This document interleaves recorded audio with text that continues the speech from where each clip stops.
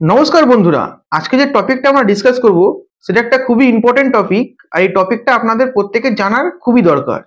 তো বন্ধুরা, আজকের টপিকটা হচ্ছে যে আমরা কি কারোর কনসেন্ট ছাড়া অথবা কারোর পারমিশন ছাড়া অথবা কারোর সম্মতি ছাড়া কি কারোর কল রেকর্ড করতে পারি?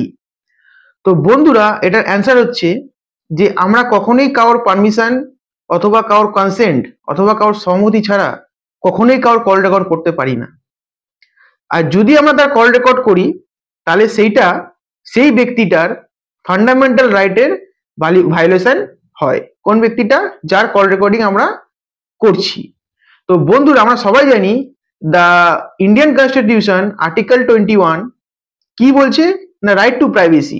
মানে প্রত্যেকটা সিটিজেনের নিজের প্রাইভেসিকে প্রোটেক্ট করার জন্য সেই আর্টিকেলটা তাকে প্রোটেকশন দেয়।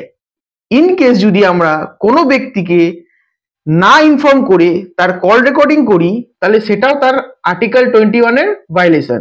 সেই ক্ষেত্রে সেই ব্যক্তিটা সুট ফর ড্যামেজ ক্লেম করতে পারে আপনার কাছ থেকে, আপনার এগেনস্টে, আর সে রিটও ফাইল করতে পারে, কেন কি তার ফান্ডামেন্টাল রাইটের ভায়োলেশন হয়েছে।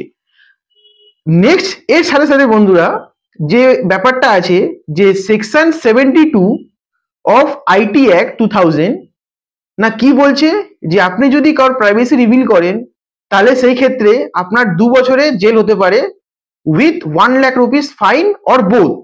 মানে 2 বছরের জেলও হতে পারে, শুধু ফাইনও হতে পারে, এর সাথে সাথে দুটোই হতে পারে, ফাইন আর প্লাস জেল।